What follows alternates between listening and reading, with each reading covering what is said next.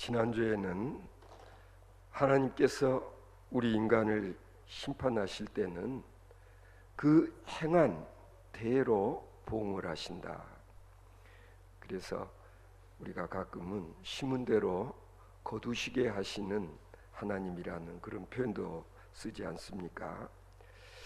그런데 행위대로 심판하신다라는 사실을 강조하다 보니까 이런 문제가 생겨나게 되는 것입니다. 그렇다면 율법을 알고 있었던 사람과 율법을 모르고 살았던 사람이 똑같이 심판을 당하게 될까? 여러분 이런 생각해 보시지 않았습니까? 가령 복음을 알고 신앙생활을 했었던 사람과 그리고 아직 복음을 한 번도 듣지 못했던 사람에 관한 심판은 어떻게 될까라는 문제, 쉬운 문제가 아니라고 생각합니다. 이 문제를 확장해 나가면 구원의 문제에 있어서 말씀드린 그대로 복음을 들은 사람과 복음을 들을 기회가 없었던 사람이 똑같이 취급을 받는 것이 합당하냐? 가령 진짜 성경의 난제 가운데 하나는 뭐냐면 기독교가 우리나라에 들어오기 이전, 가령 예를 들어서 삼국시대, 고구려, 신라, 백제시대 때 살았던 우리 조상들은 다 지옥에 가 있어야 될까? 어떻게 생각하십니까? 누가 이런 것에 대해서 질문을 하면 여러분은 뭐라고 답변을 하시겠습니까? 오늘 본문 12절을 보시면 율법 없이 범죄한 자는 율법 없이 망하고 율법이 있고 범죄한 자는 율법으로 말미암아 심판을 받는다고 그렇게 바울 사도께서 말씀하고 있습니다.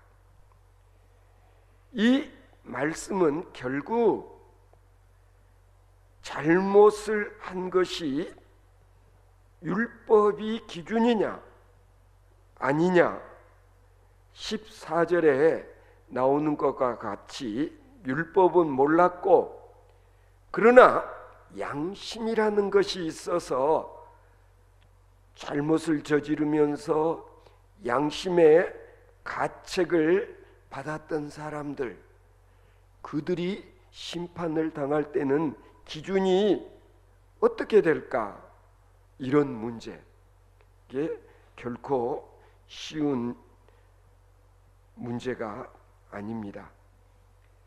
그러나 바울 사도께서 오늘 우리에게 말씀하고자 하는 요지는 뭐냐 하면 하나님 앞에 지은 범죄는 율법을 알고 있었든지 모르든지 간에 일단 죄라고 하는 것은 하나님의 심판의 대상이다 라는 것을 가르쳐주고 있는 것입니다. 범죄는 기준이 무엇이냐에 상관없이 일단은 하나님의 심판의 대상이 된다라는 전제를 우리가 하고서 이런저런 해답을 찾아봐야 할 것이라는 그런 뜻입니다. 여기서 또 하나 분명한 것은 뭐냐면 모르고 지은 죄와 알고 지은 죄, 죄는 죄지만 똑같은 죄 아니잖아요. 모르고 지은 죄가 있고 알고 지은 죄가 있다.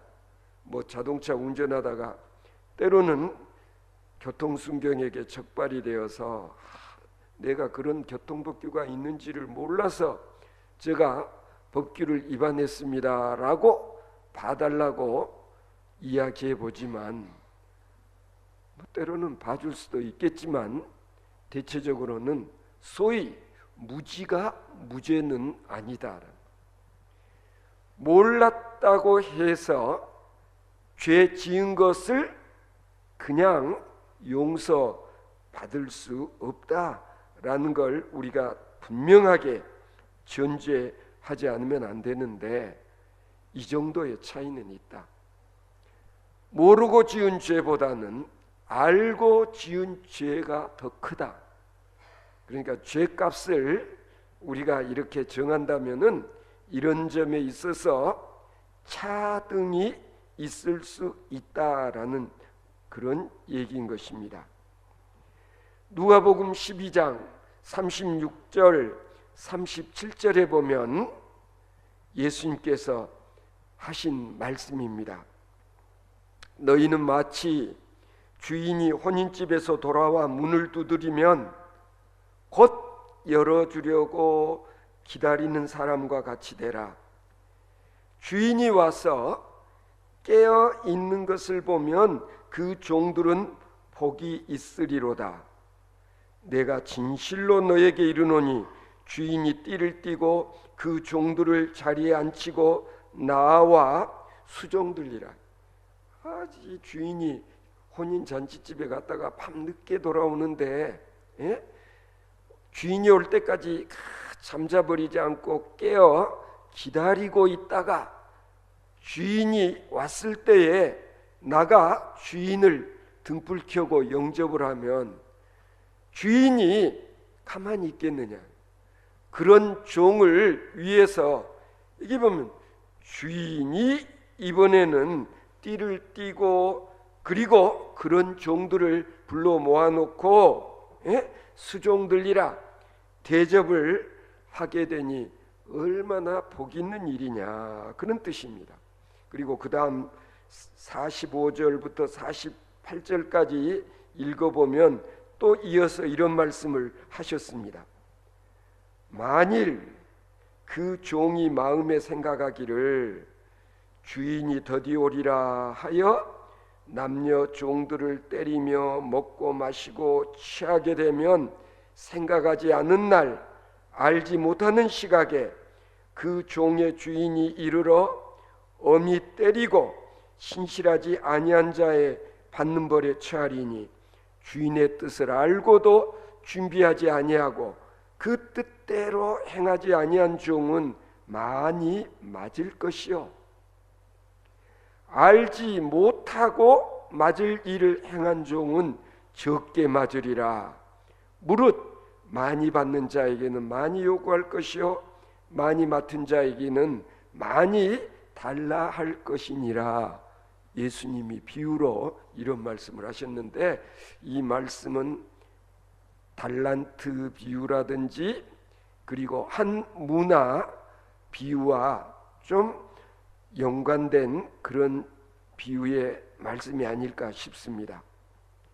우리가 이런 예수님의 가르침을 통해서 간과해서는 안 될 것이 있습니다. 그건 뭐냐면 방금 전에도 제가 말씀드렸죠.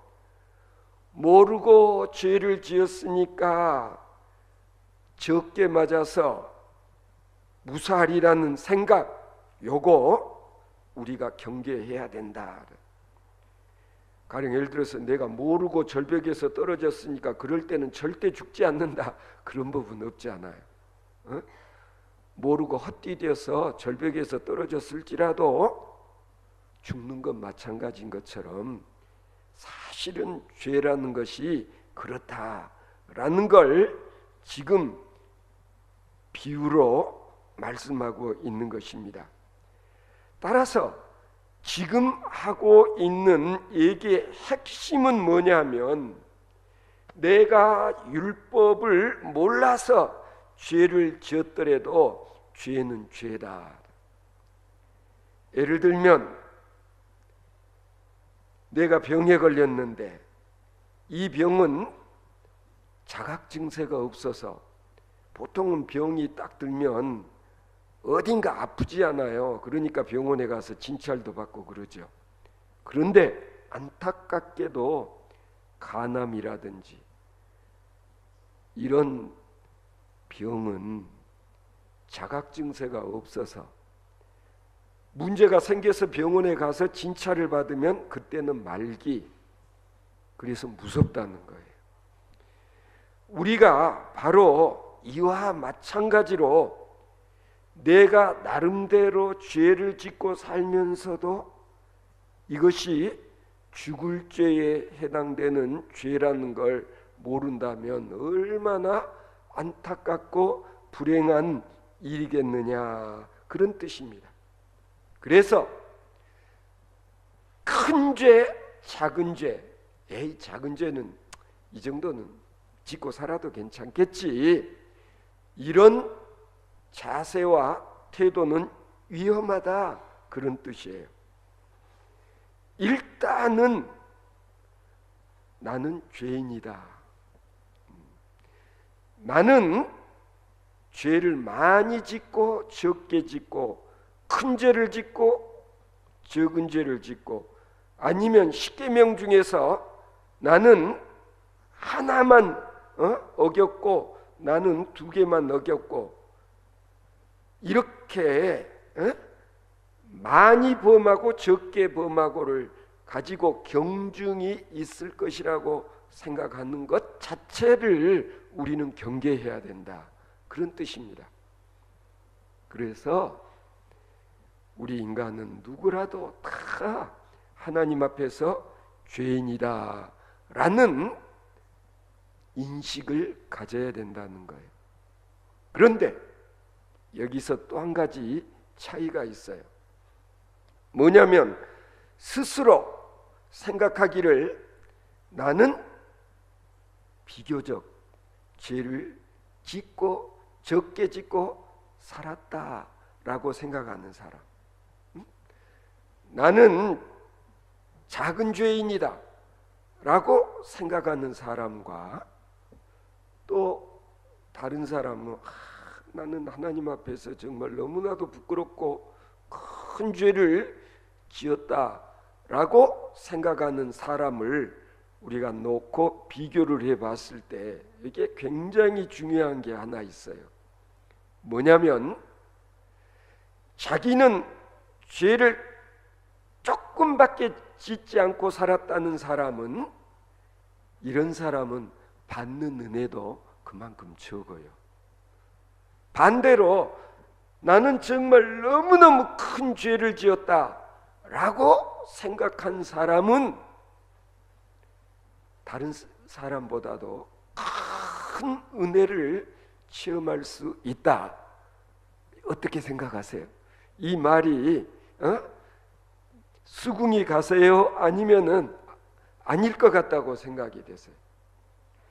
가령 나는 온전한 사람이다, 나는 거의 하나님 앞에 죄 짓지 않고 살아왔다 라고 생각하는 사람, 소위 자기의가 강한 사람은요, 은혜 받기 참 힘듭니다.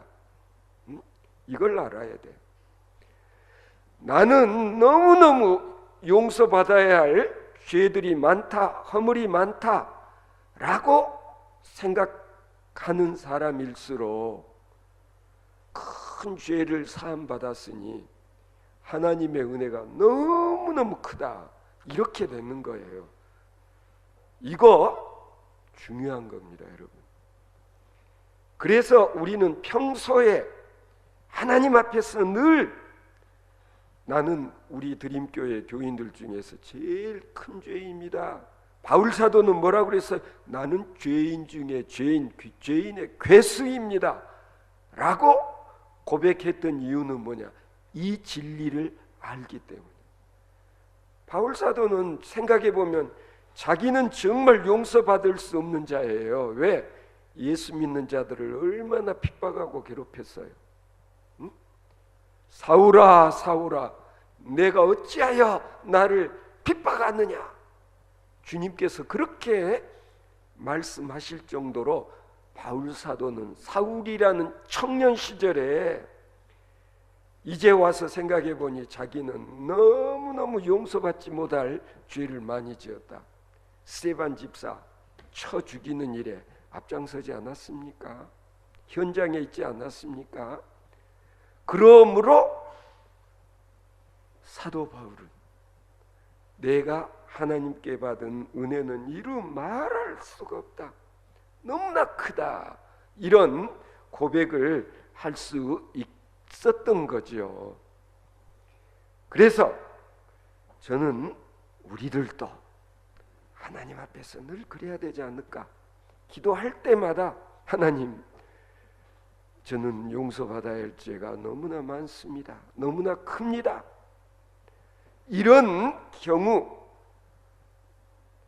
내가 너 죄를 사했느니라 라는 하나님의 음성을 듣게 되면 진짜 성은이 만극합니다 라는 고백을 하지 않을 수 없는 거예요.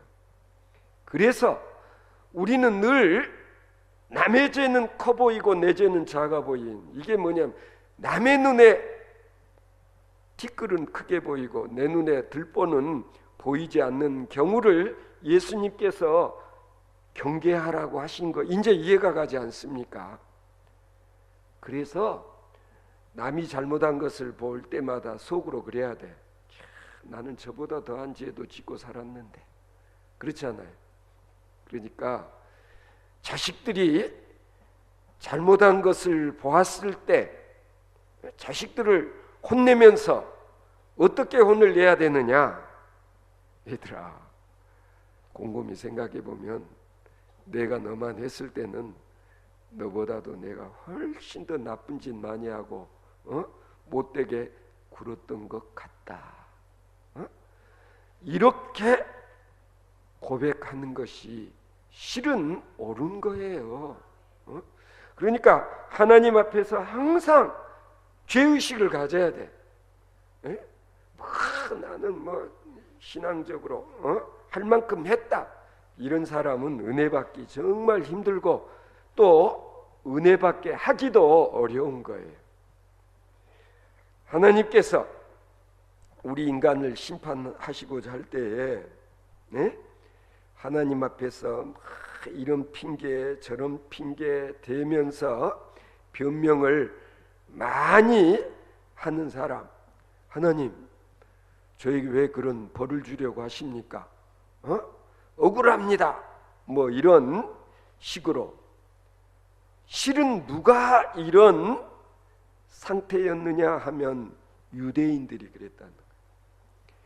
유대인들은 항상 무슨 생각을 했냐면 우리는 특별하다, 하나님께서 우리를 찜하시고 우리를 택하시고 우리를 하나님의 백성 삼아주시고 우리에게만 율법을 주셨다. 그러니 우리만 특별한 존재라는 이런 교만, 신앙적인 교만이에요. 이게 교만입니다, 진짜.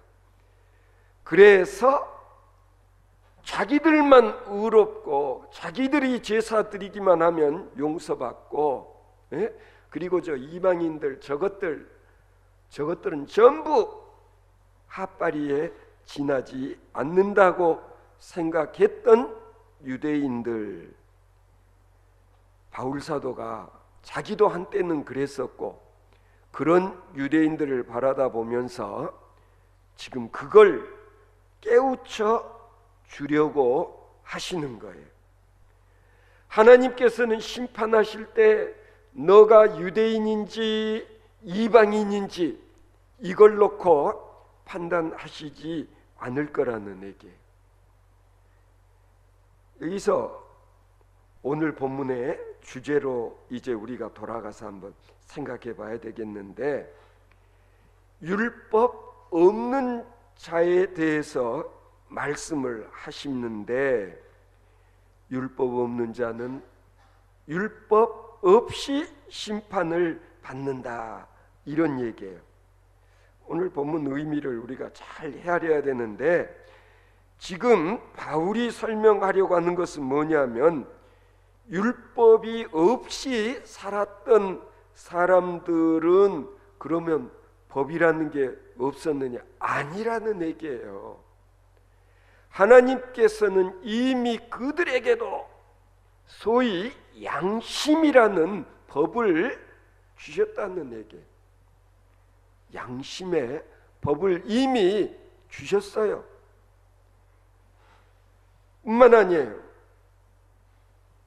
하나님을 모르고 사는 사람들도 다 하나님을 어느 정도는 깨달아 알 수 있게끔 하나님께서 다 해놓으셨다. 이 자연 현상을 바라다 보면서도 그렇고, 역사를 들여다봐도 그렇고, 그리고 사람 사는 것들을 가만히 보면은요, 여러분, 교회 안 다니고 예수 안 믿고 하나님 모르는 사람도 이런 말 해요. 상선 벌악, 권선 징악. 이게 뭐예요? 가만히 보니까 그렇더라는 얘기예요. 선하고 착하게 사는 사람들은 복을 받는 것 같고, 못된 짓 하고 악하게 사는 사람들은 뭔가 보면은 뒤에 보응을 받는 것처럼 여겨지는 건 뭐냐? 야, 뭔가 있기는 있다. 그래서 복을 주시고 벌을 주시는 분이 있는 것 같다. 그래서 하늘님이라고 그래. 천신이라고 그래요. 예? 그래서 별신을 다 생각했잖아요. 바다에 가면은 용왕이 있고, 예? 산에 가면 산신령이 있고, 여기 가도 저기 가도 뭔가 보이지는 않지만은 영물이 있어서 우리 인간들의 행위에 대해서 보응을 하신다라고 생각할 수밖에 없게끔 하나님이 만들어 놓으셨다는 거예요. 그럼 그렇게 생각하시지 않습니까? 그래서 하나님을 모르고 율법을 몰라도 때로는 양심의 가책을 느끼기도 하고, 그리고 스스로 깨달아 알기를 선하고 착하게 살아야지, 악하게 살면은 벌 받아, 그리고 자손 대대로 보면은 그렇더라 라는 정도의 인식을 할 수 있도록 하나님께서 만들어 놓으셨다. 그래서 율법이 없는 사람들은 이런 양심의 법에 의해서 그들은 심판을 받게 될 것이다. 이게 지금 바울 사도가 오늘 본문 말씀을 통해서 우리에게 가르쳐 주려고 하는 거예요. 가령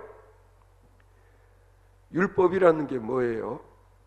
하나님을 사랑하고 그리고 이웃을 사랑하라는 것이 율법의 핵심 주제 아니에요.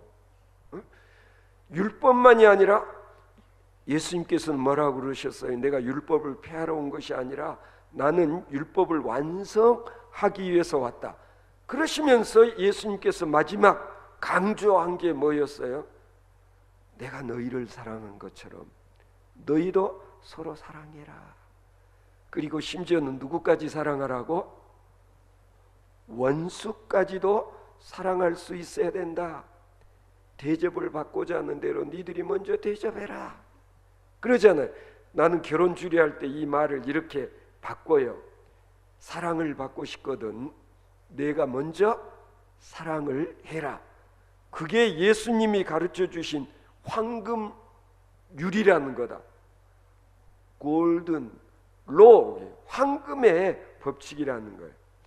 그러면 이런 성경 말씀, 예수님의 말씀을 모르는 사람들도, 우리 조상들도 경험을 통해서 알았어요. 그래서 우리 조상들로부터 전해져 온 말들이 있잖아요. 되로 주고 말로 받는다 라는 말이라든지, 아니면은 남의 눈에 눈물을 흘리게 하면 언젠가 내 눈에서는 피눈물 흘릴 때가 있을 것이다. 이거 교회에서 예수 믿는 사람들이 한 얘기가 아니에요. 모르고 사는 사람들도 삶의 경험을 통해서 이런 걸 느끼고, 그리고 이런 룰이 우리 삶에 적용되고 있다는 것을 알기 때문에 이런 말을 했다는 거예요. 따지고 보면 대접을 받고자 하는 대로 내가 먼저 남을 대접하라 라는 말과 어때요? 같은 말들이잖아요. 되로 주고 말로 받는다. 제가 결혼 주례 부탁하면은 제가 교육을 시키는데 부모님들한테 잘해라. 결혼하고 난 다음에 부모님들에게 되로 드리면 부모님들은 니들에게 늘 말로 주신다. 그렇잖아요. 뭐 추석 명절이라고 뭐 선물 꾸러미 몇 개 이렇게 한두 개 사가지고 내려오면 갈 때는 어때요? 자동차 그냥 뒤에 바리바리 그냥 챙겨 보내는 게 누굽니까? 어머니들이 그렇게 하시지 않아요? 자식들이 요만큼 가지고 왔는데 갈 때는 바리바리 싸서 자동차 그냥 트렁크에 그득이 실어 보내지 않아요? 이게 부모 마음이다. 안 그렇습니까?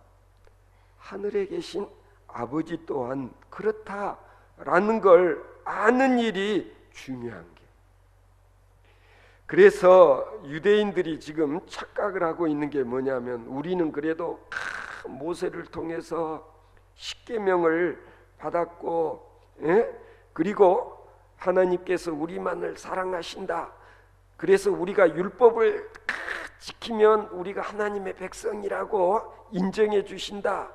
그렇게 생각하고 있었잖아요. 그러나 율법이 없었던, 십계명을 모르고 살았던 아브라함은 어땠나? 이삭은 어땠나? 야곱은 어땠나? 어땠습니까? 십계명 없었어도, 그리고 율법이 아직 없었던 때였지만서도 아브라함은 하나님으로부터 엄청난 축복을 받지 않았느냐? 이게 중요하다라는 것. 그렇지 않습니까? 그런 점에서 하나님의 법은 누구에게나 공평하다. 뭐 율법을 먼저 받았던 유대인이나 율법을 받지 못한 이방인이나 하나님의 심판을 받는 데 있어서는 동일하다라는 것. 죄에 대해서는 심판하시고, 그리고 의에 대해서는 하나님께서 복을 주시는 원리 이치는 똑같다라는 얘기. 그래서 중요한 것은 본래의 이 하나님의 법이 우리 모두에게 어떻게 주어졌느냐 하는 것. 빨리 받은 사람도 있고 늦게 받은 사람도 있고, 그 다음에 할아버지 때부터 신앙생활을 해온 가정도 있고 그렇지 못한 가정도 있지만, 그러나 하나님께서는 공평하게 다 취급하신다라는 것을 지금 강조하고 있다는 것을 여러분 알아야 되는 것입니다. 그래서 장례 집례할 때 제일 힘들 때가 언제냐? 자살한 자식 장례 치를 때, 그런 경우 가끔 있잖아요. 그리고 끝까지 불신자로 살다가 별세한 그런 분들, 뭐 이 교인들 가정에 신앙생활 안 하는 가족도 있잖아요. 그런 장례 치를 때 참 힘들어요. 그럴 때 제가 가끔 소개하는 게 있어요. 칼 라너라는 천주교 신학자는 이런 신학적인 언어를 사용했어요.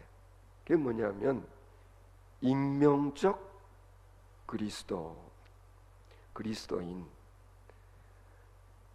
바로 익명적 그리스도인은 누구를 지칭하느냐? 율법을 모르고 살다가 죽은 사람들, 아니면 복음을 아직 듣지를 못했다거나 아직 받아들이지 않은 사람들. 아까 제가 말씀드리잖아요. 우리 조상들 이전에 삼국시대 아니면은 우리가 아직 복음을 받기 이전에 살았던 우리 조상들, 그들은 다 지옥에 가 있을까? 예수를 모르고 예수를 믿지 않았기 때문에. 여러분 어떻게 생각하세요? 이런 어려운 문제에 대한 해답을 하기 위해서 생각해낸 말이 익명적 그리스도인이라는 거예요. 그건 뭘 의미하냐면, 비록 예수 그리스도를 알지 못하고 믿지 못하고 살다가 죽은 사람들의 경우는 하나님께서 우리가 모르는 구원의 방도를 통해서 구원 얻을 수 있게 하셨을 것이다. 바로 오늘 본문에서 바울 사도가 지금 하고 있는 얘기와 궤를 같이 하는 거예요. 양심의 법에 따라서. 양심의 법, 이거 하나님이 우리 속에 내재해 놓은 시스템이라고, 그렇게 밖에는 설명할 수 없는 거 아니에요. 예? 하나님께서 모든 인간들에게, 누구에게는 율법을 주셨지만은 누구에게는 양심의 법을 주어서 나름대로 선하고 착하게 하나님의 뜻 가까이 살 수 있는 장치를 마련해 놓았다. 뭐 괜히 이런 얘기 가지고 시비를 걸고 뭐 또 하면 뭐 복잡해질 수도 있지만 딱 한 가지만 생각하면 돼요. 우리가 알지 못하는 하나님의 은혜, 하나님의 은총, 하나님의 구원의 방도는 우리는 모르지만 하나님은 다 예비해 놓으셨다 라고 설명을 할 수밖에 없지 않아요. 그래야 위로가 돼. 그렇잖아요. 뭐 노무현 대통령 자살하고 난 직후에 설교할 때도 제가 이 이야기를 했어요. 자살을 했으니까 무조건 지옥에 갔을 것이다 그러면은 유족들이 얼마나 괴로워요. 그러잖아요. 지금으로서는 알 수 없지만 다음에 가보면 알 수 있겠죠. 그렇지 않습니까? 그러나 익명적 그리스도인이라고 분류할 수 있는 그런 사람들이 있지 않아요. 그래서 일단은 유족들을 위로하는 그런 장례식 설교, 여러분 어떻게 생각하세요?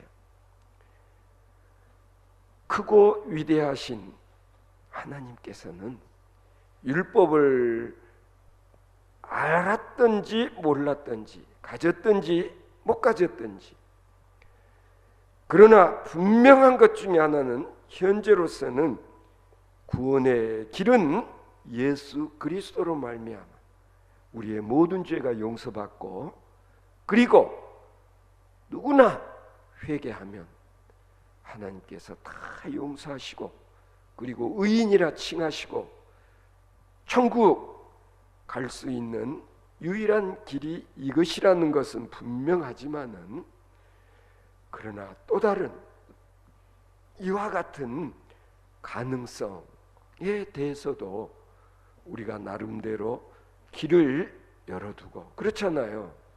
우리는 알 수 없지만 하나님의 법에 의해서 하나님께서 심판하시고, 그리고 합당한 보응을 하시는 하나님은 공평하신 하나님이시라 고백할 수 있는 저와 여러분들 되어질 수 있음으로 인하여서 괜히 별것 아닌 거 가지고 맞았네 틀렸네 라고 뭐 평가하고 판단하는 그런 어리석음을 범하지 않을 수 있는 저와 여러분들 되어질 수 있기를 바랍니다.